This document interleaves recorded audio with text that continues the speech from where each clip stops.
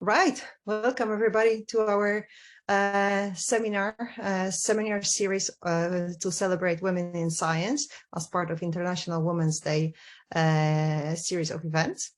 Today I have a great pleasure to welcome Dr. Hannah Guess, who is a research fellow at the University of Manchester, and she's going to tell us a little bit more about her experiences of working with autistic communities. Thank you so much. Hannah, over to you.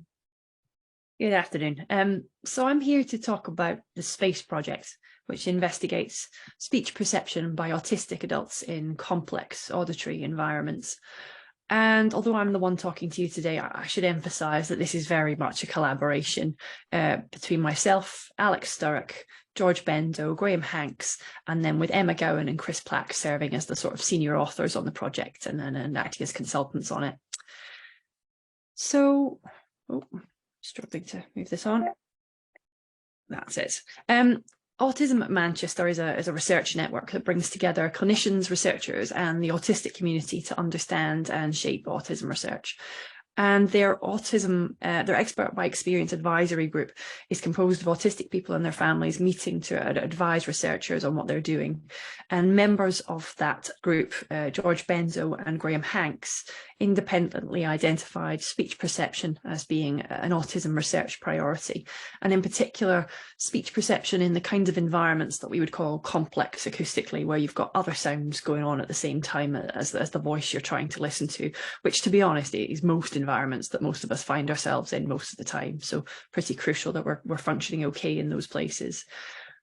We know that there have been long-standing personal reports of speech perception difficulties among the autistic population. But one tricky aspect is that when you look at the research evidence from the lab to try and evidence and understand the mechanisms behind these differences, we tend to have something that's a pretty confusing picture with inconsistent reports and fairly weak effects. And if you look at the research methods that have been used to obtain these data, this perhaps isn't terribly surprising. So what you find are, for the most part, fairly underpowered studies, often, though not always, with under 20 autistic participants, which is a very small number. The results that you get, even if they are positive, are very rarely corrected for multiple comparisons. So sometimes when you do see some suggestion of genuine difference between autistic and non-autistic people, it's a little bit difficult to know whether to take it seriously, because it can seem as if it's perhaps been cherry-picked from among a bunch of other negative results. So that muddies the waters a bit. Really importantly, that the hypotheses that these studies are testing generally seem not to be sufficiently shaped by autistic experience. And what I mean by that is that the papers that report these results, they will often have an introduction that notes simply that autistic people have difficulty with speech perception in background noise, and then move very quickly from that to a super specific auditory test. And the issue with that is that, as the auditory people in the audience will know, that the mechanisms underlying speech perception success are myriad. There's just vast numbers of different mechanisms going on. And then the tests that you can use to tap into those mechanisms are even more varied.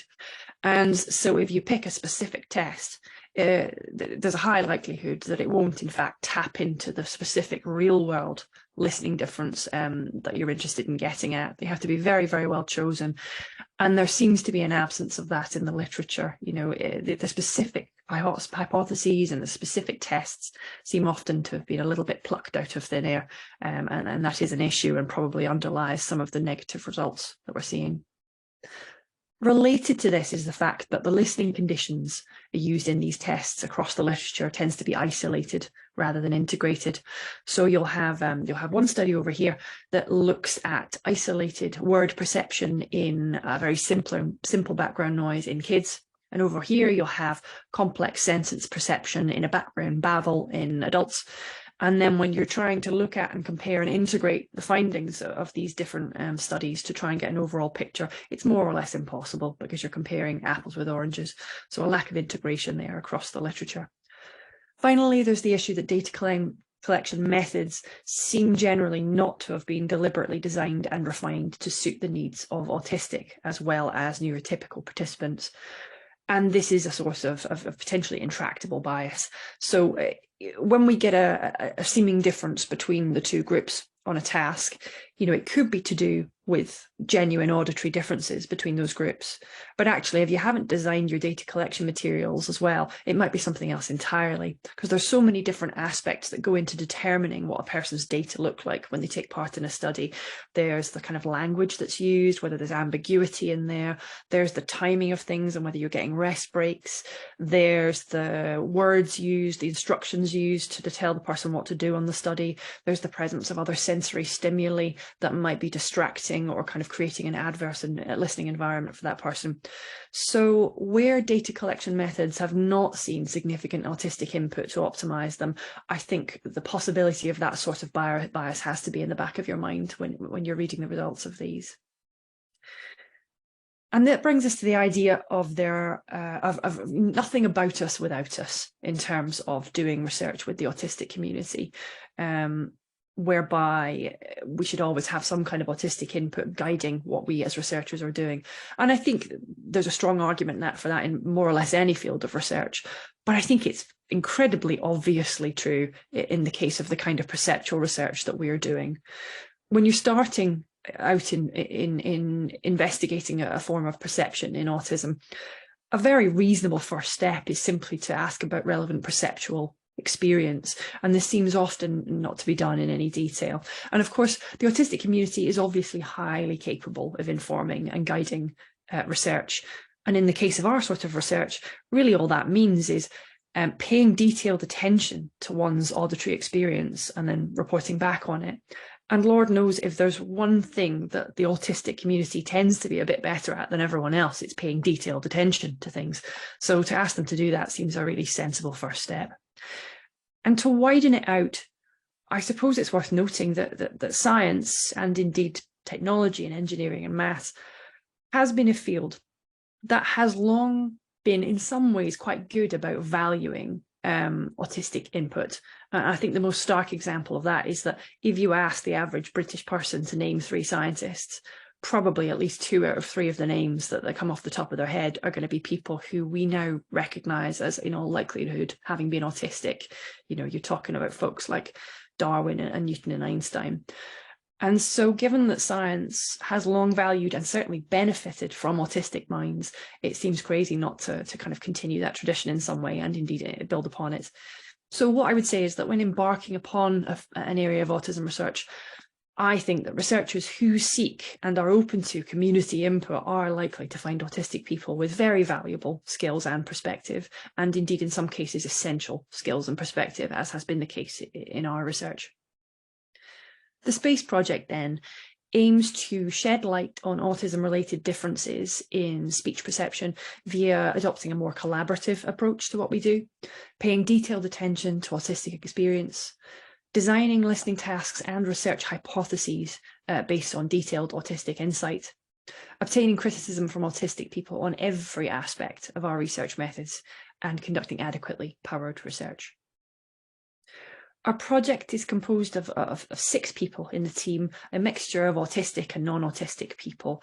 And the first phase of it has been about gaining self-report data from the community, whose primary purpose has been to generate research hypotheses about potential mechanisms of speech perception difficulty, although there's been some other outputs too. And the second phase, which is kicking off, is about testing those hypotheses. If we look at the first stage then, the self-report phase, there have been 3 forms of data collection that have gone into that, which I'm going to try and integrate for you today. The first one has been in-depth interviews, which we conducted with 9 interviewees, which underwent thematic analysis. The second was online survey questions using kind of free text responses where people can write whatever they like from 66 autistic respondents, which have undergone content analysis. And then the third is closed set questions, so quantitative questions from 79 autistic respondents. The data from those first 2 forms of data collection, which have produced essentially qualitative data, have been analysed in an integrated way and will then lead to a data set that I'll talk about in one section of this project. So I'll talk about the 2 of them together first, and then we'll move on to the closed set data later. So we firstly conducted a semi-structured interview, and we provided questions and prompts about hearing abilities and difficulties, and about various potential responses to hearing difficulties. And those were analysed thematically by a team composed of both autistic and non-autistic researchers. That yielded a list of themes, main themes, and nested under them some sub-themes and tertiary themes. And that theme list was then used as the analysis framework for the second part of this, which was the survey responses. The survey questions were just very short. We didn't give people much direction at all. We simply asked, are there any listening situations you find particularly easy or difficult? And is there anything that makes listening harder or easier? And the responses that we scooped up from those 66 people, we've then used deductive content analysis initially. And that's where we take a framework, in this case, the theme list from the interview data, and we're testing those new survey responses against that theme list to see, do they confirm it? Do they contradict it? What are the differences? So that's the deductive portion of this. And then we've also done a bit of inductive content analysis, which is allowing us to code other concepts that have bubbled up in that survey data that weren't present in the original interview data, so that they can be used to expand and enrich that data set. And what comes out of both of those sources of data is this. It's a set of 6 main themes. Nested under them are a number of sub-themes under each of them, and also not shown in this schematic illustration are the tertiary themes, which are the lowest level of the data. To be honest, there's about 80-something of them, and they're a bit too granular to get into today, so I'll just talk about themes and sub-themes really. And the first thing I want to talk about is how each of these themes fit together. So if we start with the purple box in the middle, listening differences, the listening differences that were reported, there was a little bit in there of kind of sort of listening superpowers, as it were, aspects in which autistic people felt that they had enhanced abilities relative to non-autistic people, mainly with acute sound sensitivity. So the ability to hear tiny sounds that other people either wouldn't be able to hear or just wouldn't notice. And that could be beneficial. But apart from that one, the rest of them were listening difficulties that were reported. And the reason why I'm making the point that this is what's come out of the data is that I think I'm absolutely someone who believes that autism is not a disorder. It's just a neurodivergence, a difference in one's neurotype, and that there are good things and there are bad things, and there are things that are just straightforwardly different. So when I talk about listening difficulties in this talk, it's not because of an inherent assumption on my part. It's because that's what our autistic participants were telling us, that in these circumstances they're experiencing difficulties. So that's what's come out of the data organically. And the difficulties that popped up most commonly were difficulties with focusing on a target voice when there's other background sounds going on at the same time. Difficulties with orienting to a target voice. So, in a kind of multi-talker situation, noticing, the voice I want to listen to is coming from over there, and that's where I'm going to pay attention. Difficulties with distinguishing a target voice from other stuff going on in the background, most commonly other voices, but sometimes complex background sounds as well. Drowning out of a target voice, often by quite simple sounds, albeit often loud, and things like loudness, discomfort, and auditory overload. So these are our listening differences, which most often were listening difficulties. And then at the top, we've got various factors that go into determining those listening differences. So factors that determine whether a particular listening environment is harder or easier to listen in. First up, you've got a number of acoustic factors, so aspects of the sound in the environment that determine how tough it is to hear in. So understandably, you've got things like the loudness of background noise, but you've also got the diversity and complexity of the background noise. You've got issues with recorded and broadcast noise. You've got issues with the nature of the target voice that's being listened to, and trying to listen via remote audio streams, so maybe via kind of YouTube videos or phone or video call. And all of those things together determine the available acoustic information, so the sound that's there for the person to be able to listen to. But you've also got these other non-acoustic other factors that determine how well a person is able to hear or not in that environment. And they're things like visual cues, which most often are beneficial. So being able to look at a person's facial expressions and mouth movements to help understand what they're saying. Also multisensory processing, which could either be adverse or helpful. I would say more often than not, it was described as being adverse. So the presence of various stimuli, visual, smell, tactile, interfering with your ability to focus on sound and hear clearly. Also cognition and internal state, and social cognition and inference, whereby you're kind of filling in the gaps in what you've missed by kind of inferring what's being said from the reactions of others and so on. So all of those determine listening differences, which are often listening difficulties. Degree of listening difficulty then can lead to a variety of impacts in that bottom box, including things like social participation, the impression you make on other people, the way you feel about yourself, your emotions, and various practical costs. But these are not the only determinants of impact. So there's also what we've put in as compounding factors, and these are factors that are not directly affecting how much you're hearing, but they are combining with listening difficulties to determine the amount of impact on the individual. So things like social interaction difficulties, which people stressed were distinct from listening difficulties, but the two could add together and interact in a way that could create a bit of a vicious cycle when you're trying to cope in a listening situation. Also, very commonly, lack of understanding of listening difficulties. This was a huge one by various parties, especially clinicians, and concealment of listening difficulties, where that's potentially making things more complicated in that listening situation as well. And then you've got a variety of coping mechanisms over on the right there that are behaviours that people use to manage or mitigate listening difficulties at all stages of this framework. So you've got things like self-advocacy, you know, having the confidence to say, actually, I'm autistic and it means I can't hear, and this is what I need from you to make it work. Developing auditory skills, communication tactics, which links closely with self-advocacy, of course, managing the listening environment, various kinds of technological aids and solutions, and withdrawal and avoidance, which sometimes was adaptive and sometimes more reflexive and maladaptive. And I think it's nice to look at how those themes fit together, but it doesn't give you much of a concrete sense of what the experiences of our participants are. So I think we need to show you a few quotes, really, but I should emphasize that the quotes shown here are just a tiny drop in the ocean of what we've got from these various data sources. So these are more or less chosen at random, but they should still give you a sense of the concrete stuff. So one of the listening difficulties was difficulty focusing on a target voice. It's frustratingly hard to focus on somebody when people are talking, even if they're being very quiet. Drowning out of a target voice. I don't really go to the movie theatre. The bass just overtakes the rest of it and it's just like rumbly. Auditory overload was commonly reported.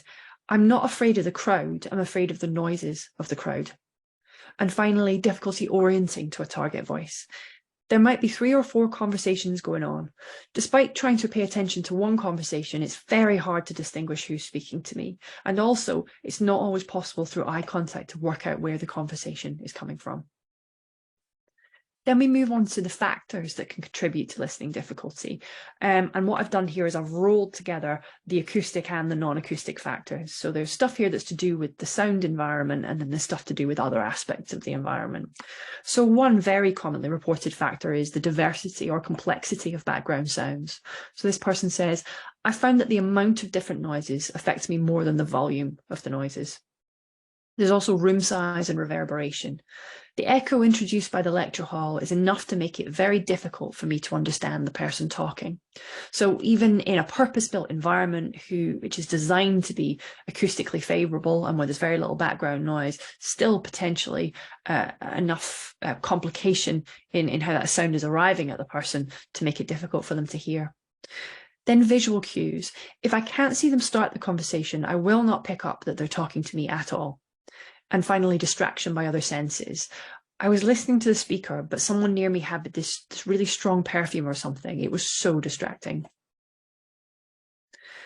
Then we move on to compounding factors, which I think is a really interesting aspect of this. So these are the factors, as I said, that are not affecting listening ability directly, but are combining with listening ability to determine how much impact it has on a person. Lack of understanding by communication partners was really common. You're in a crowded environment and you're asking people, can we keep it down a little bit? And everybody is going, well, it's just as hard for us. but I don't think it affects them like it affects me. To them, it's probably just an annoyance, whereas to me, it's affecting my entire evening.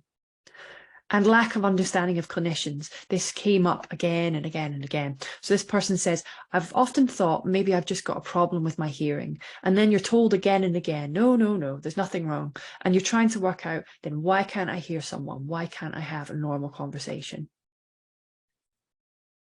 Impacts were diverse and sometimes very severe. Among them were social participation.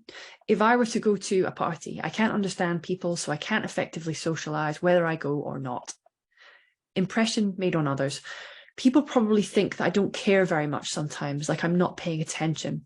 And actually, this was something that was of pressing concern to a lot of participants. So they talked about feeling that they were misread as all kinds of things that they didn't feel that they genuinely were. So seen as being inattentive, antisocial, lazy, even stupid or unambitious in a work environment. So this was a real problem for some folks.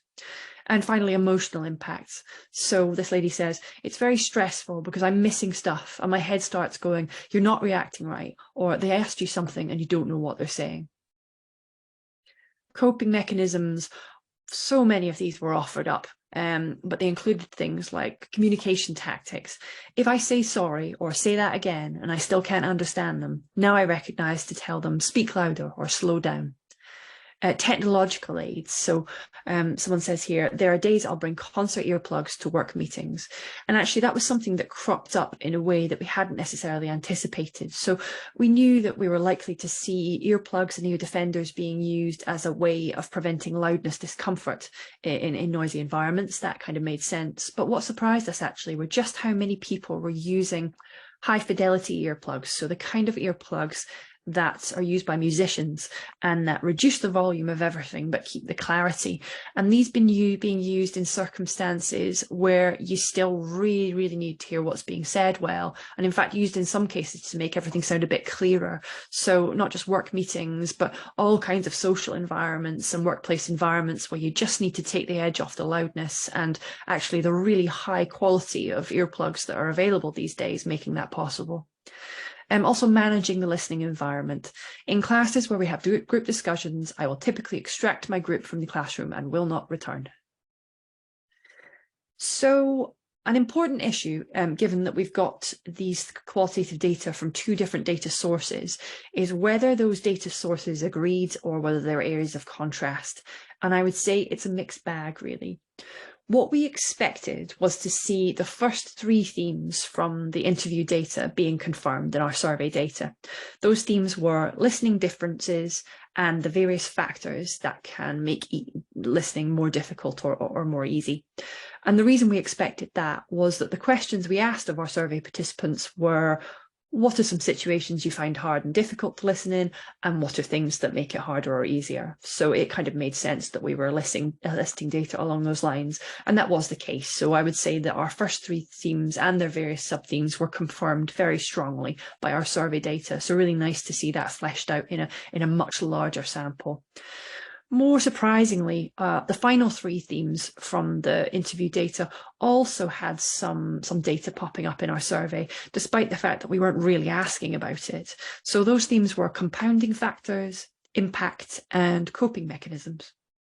So to us, that makes clear that the autistic community is actually very keen to make researchers aware of these issues, especially the substantial impacts of listening difficulties and the strategies that can help. And I think that's potentially important for further research, as I'll talk about later. The survey revealed issues with broadcast, recorded, and telecommunications audio that did not crop up in our interview data in the same way. And that is just pointing out a methodological failing by us, basically. So our interviews were conducted by Zoom or by phone. And with hindsight, of course, it seems absolutely obvious that people who really struggle with the kind of audio quality you get via Zoom or phone are not going to struggle through that in order to take part in our research. So we've created this inevitable self-selection bias whereby the people that took part in that interview are the people who cope pretty well with those aspects of listening. As soon as we switch to a survey mode, boom, there it is, really strongly represented. And really glad that we have those survey data to fill in the gaps in our data set. And also, obviously, this gives us a great deal of material to reflect on when we're thinking about designing future research. If we move on then to the final form of data, which were our closed set survey questions, these were answered by 79 eligible participants aged 18 to 55. None had been diagnosed with hearing loss. All had been diagnosed autistic or were seeking a diagnosis, and they answered 19 multiple choice questions. The first 7 were on the ease or difficulty of listening in 7 different kinds of listening environments, difficulty relative to others in the same 7 environments, and then the impacts of listening difficulty on 5 different life domains. And I think it's very important for me to note that questions about listening difficulty were only displayed to that individual if they already had reported relevant listening difficulty.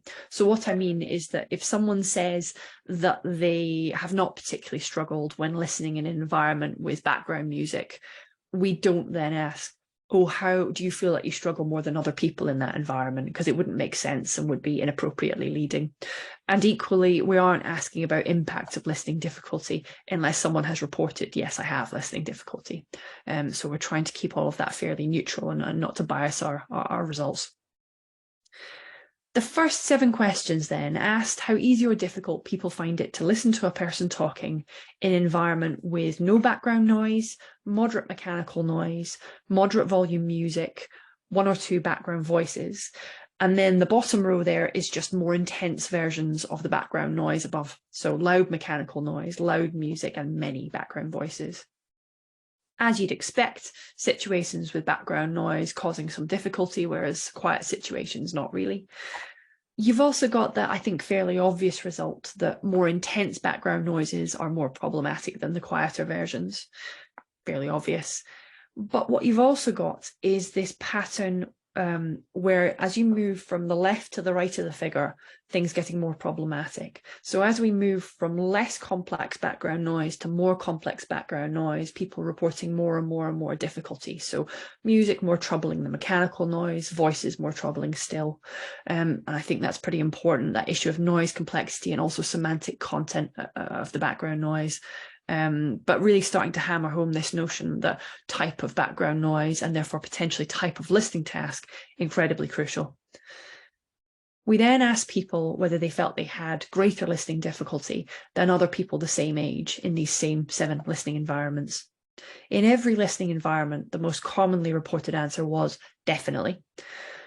But I think you can see that particular difficulty jumping out for those situations with background voices. So those big red bars sticking up there, again, seeming to indicate really disproportionate difficulty when you're in a situation with background voices.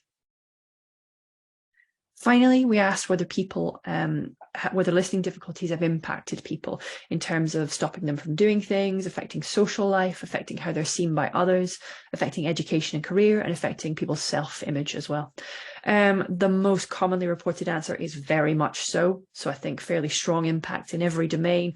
But again, you've got that big spike above for the socializing graph. So a particular impact on social situations. If we summarize just those closed set data, then the broad outcomes I think that we have are that most respondents consistently feel that they definitely struggle more than other people the same age. The more complex the background sounds, the more problematic they are. And most respondents reporting substantial and diverse impacts of listening difficulties. However, that's just the closed set data. We also need to try and integrate that with the 2 other forms of data that we collected previously. So the integrated findings then are of widespread listening difficulties affecting a majority of autistic participants. Diverse types of listening difficulty, potentially indicating heterogeneous underlying mechanisms. And I think that's really important when it comes to informing better quantitative research in this area. Substantial and varied impacts of listening difficulties. Crucially, a lack of understanding of listening difficulties by a whole bunch of different parties, but particularly clinicians. And finally, diverse coping strategies, usually self-devised, often into adulthood.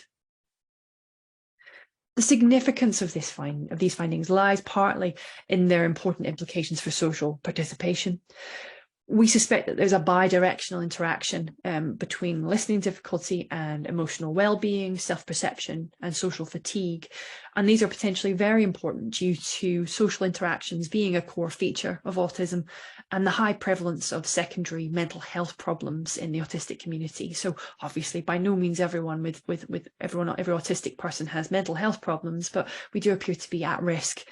And it strikes us that if we're trying to make life more easy for people in the community, perhaps especially when they're in their teens and early 20s and trying to kind of figure out a way of operating in a world that doesn't always meet them halfway as it should, that dealing with listening difficulties might represent a sort of easy win in making life a little bit easier.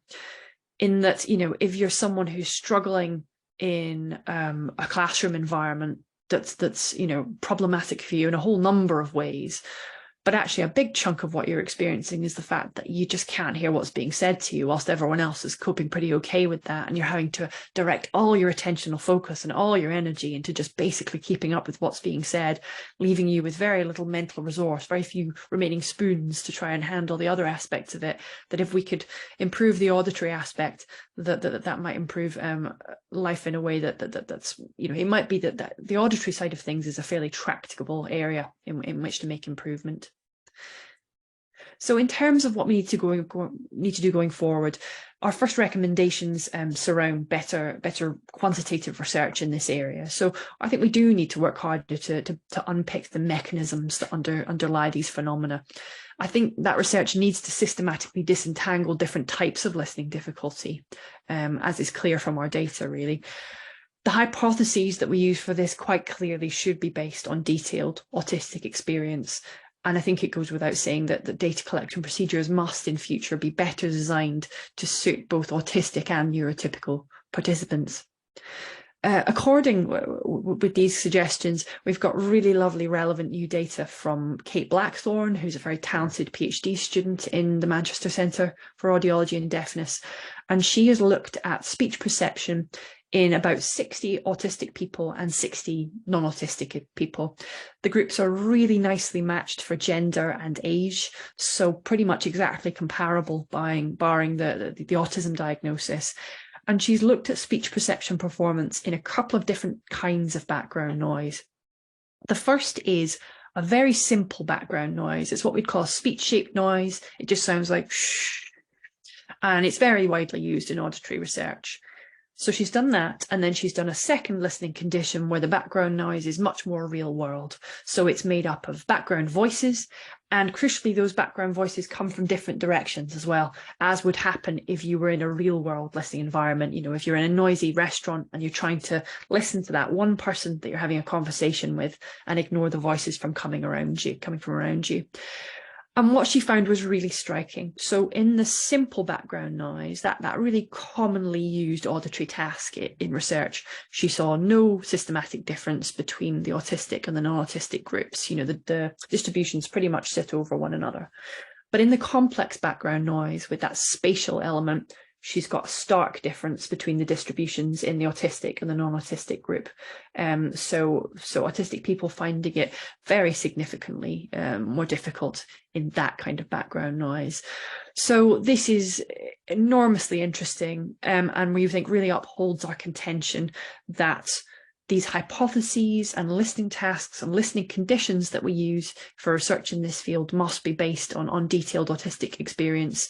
And we are holding up our self-report data as a foundation for potentially other researchers to take and go and form tasks, form hypotheses, form listening conditions that are more likely to yield informative positive results.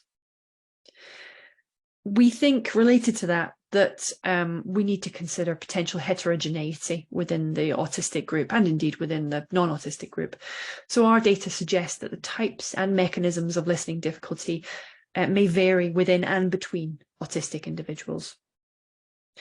So, you know, it might be that you have, instead of instead of an autistic group that are very homogeneous in their performance on a particular listening task or on a particular listening condition, it might be you get a subset who do brilliantly and a subset who really struggle, and that they might cluster in some way.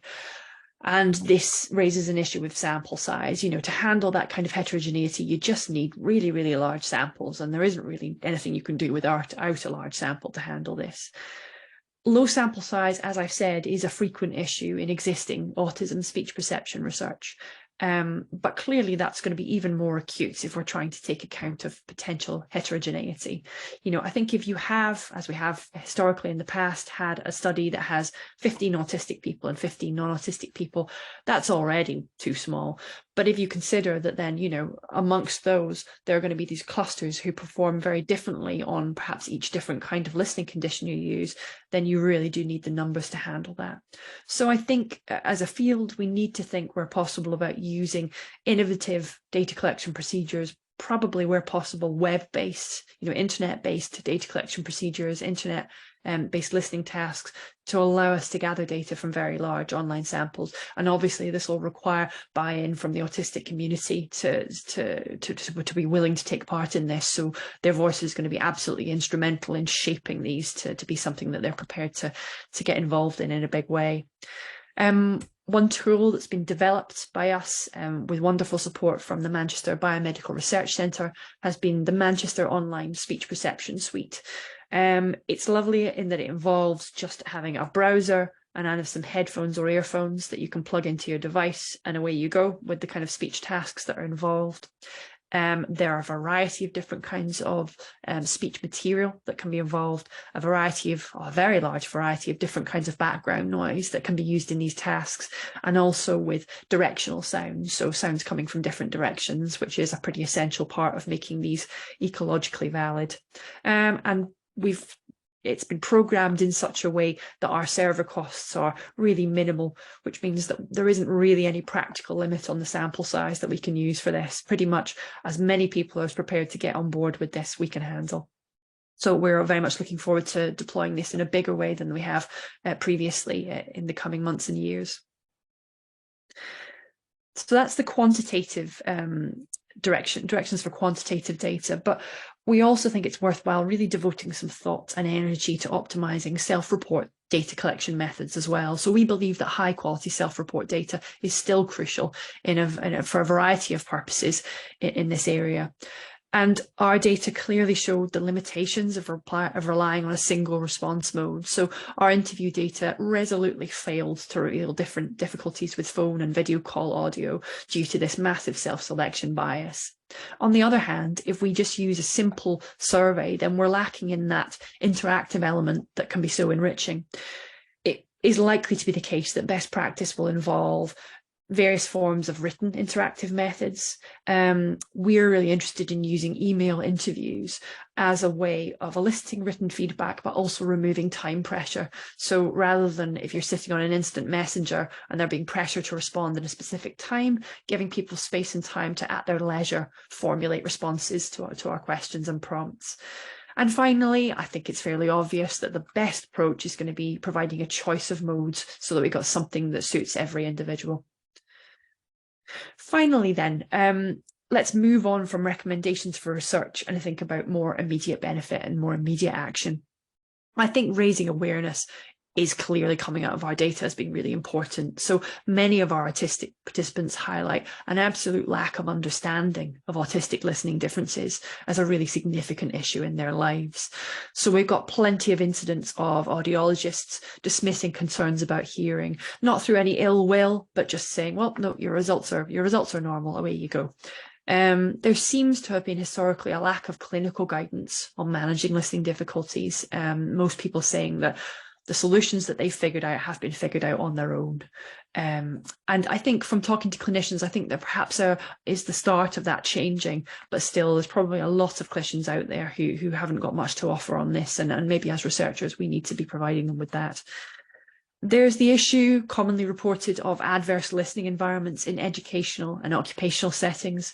So employers and educators, again, through no ill will, but just through lack of awareness, failing to realise that the settings that they feel are pretty optimal for their employees or students are actually really problematic for at least a subset. There's lack of understanding by communication partners, even well-meaning communication partners. There's poorly engineered physical spaces, both in terms of acoustics not being what they need to be, and also the presence of other sensory stimuli that create perhaps a level of overall overwhelm that makes it hard to listen or indeed function in other ways in these spaces. And there's unclear broadcast and telecoms audio. I think that raising awareness of these hopefully will inform interventions of various kinds. And I think all of these interventions need research to support them. We need potentially beneficial interventions involving all of the groups that I've mentioned above, with the goal being to modify communication behaviours and listening environments to meet the needs of the autistic community. And actually, this will probably then result in meeting the needs of other orally diverse communities as well, people with hearing loss, people with ADHD, and various other groups. Based on our data, clinical guidance is clearly lacking. There's going to be value in self-help strategies and technological aids that can be used by the individual. Also advice for communication partners on how to make life a little bit easier. But quite clearly, we need to go much beyond individuals and do need to address this at an institutional and policy level. So we need to be prompting things like better standards for acoustic engineers and guidelines for employers and educators. One immediate thing we can do without having to wait for buy-in for those groups is to gather the strategies that are being reported by autistic people as useful when managing their listening difficulties. So our data indicate that the strategies that are used tend currently to be self-taught, devised through trial and error, often in adulthood. So what people have described oftentimes was struggling all the way through their teens, their 20s, their 30s, their 40s, sometimes even their 50s. And it's really only in later life that they think, okay, yeah, I've got a decent toolkit of strategies that I know I can use to handle in these tricky listening situations.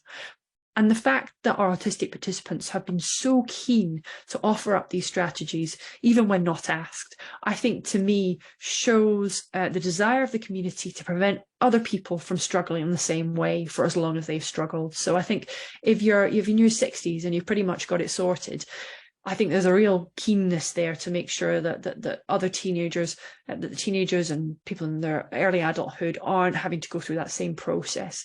And obviously, even if we provide strategies to those people, there's still going to be trial and error because not everything's going to work for everyone. It's about taking some of those potential strategies and trying them out and seeing what works for you. But I think nonetheless, assembling them and getting them out there, either directly or via clinical guidance, can only be a good thing in terms of giving people a bit of a starting point. So we believe that systematic compilation of successful strategies could be fed back to the community to support self-help, could support development of clinical guidance. And currently we have data from just over 70 autistic people who have provided just really wonderful information about their communication strategies. And they are being analysed by our trainee audiological scientist, Ian Jarvis. So we're really looking forward to seeing what comes out of that and feeding it back to the community as soon as we can. The final research priority for us is engaging and supporting more collaborative research. So autistic researchers are absolutely vital to our team for design, for outreach, for analysis, for interpretation and more. They have been the source of project motivation and research questions.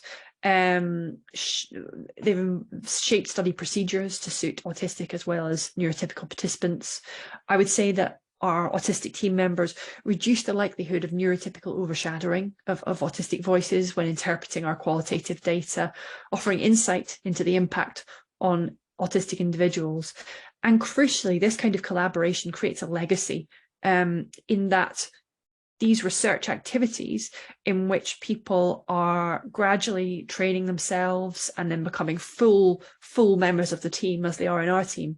They draw on the skills of each collaborator, but they develop them as well. So at the end of the process, you've got a bunch of extra folks who know how to do research in this area and have their own sort of expertise from experience. And that combination is just gold dust in terms of moving the field forward.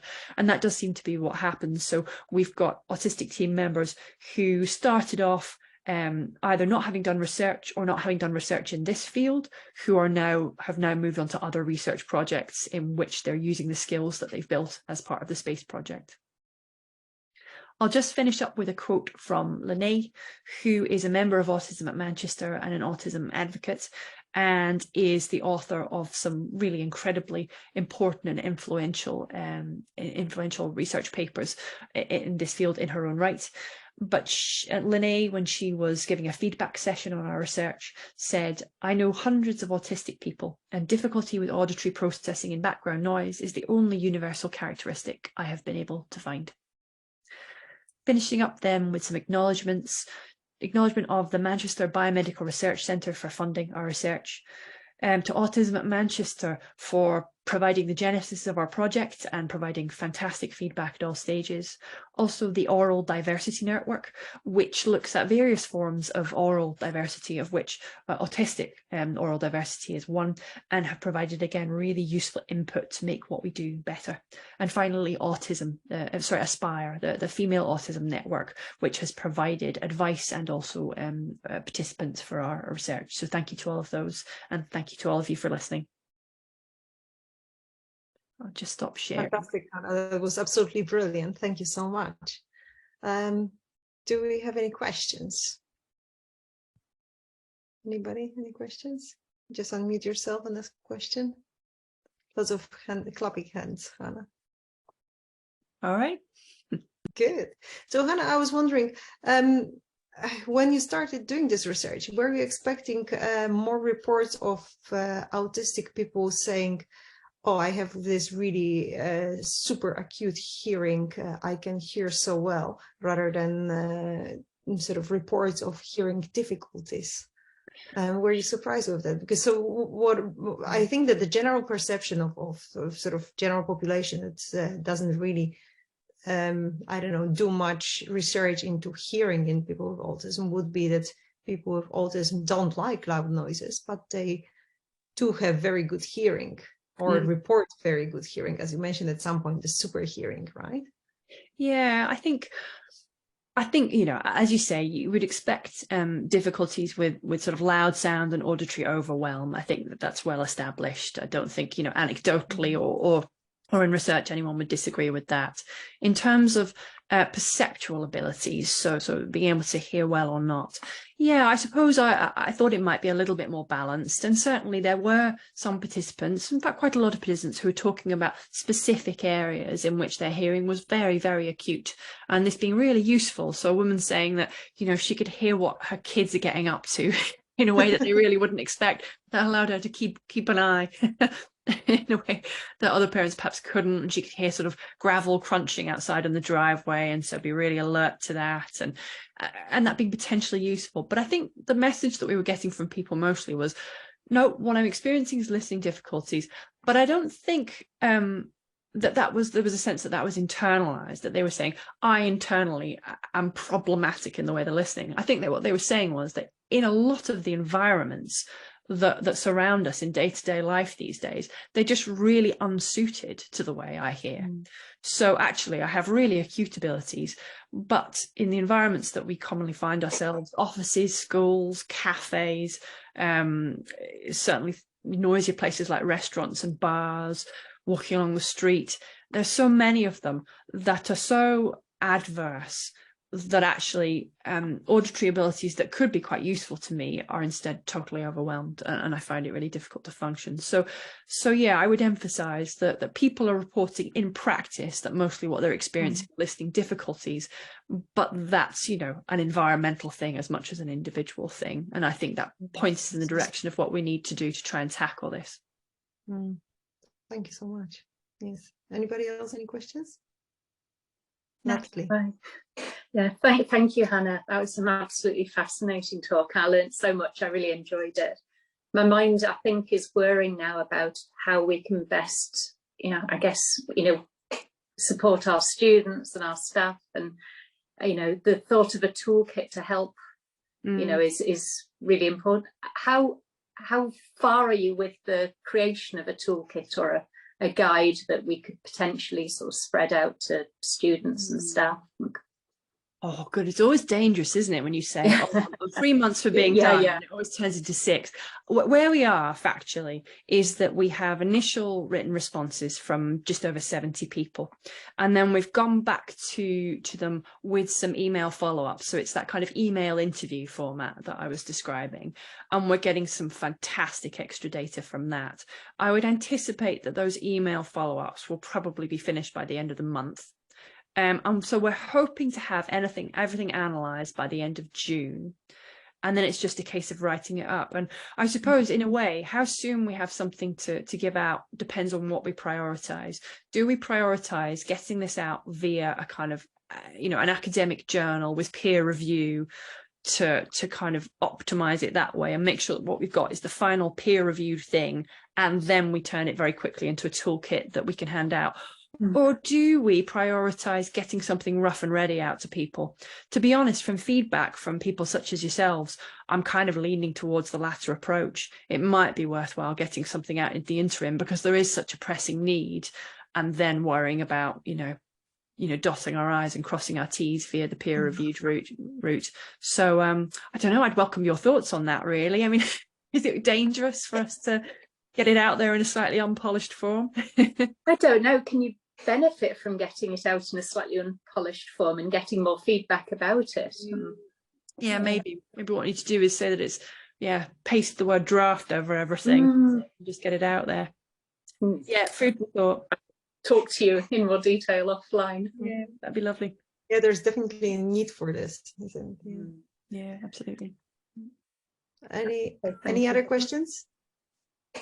No, if not, then thank you so much, Hannah. This was absolutely brilliant. I also learned a lot, and definitely very thought-provoking, and highlighting this incredible need to support our diverse community. So thank you so much. And I would like to keep you all here still, don't disappear, because I would like to introduce Matthew Harrison, who is our new chair of the new Neurodiversity Network. I lost the word for a moment. So Matthew, over to you.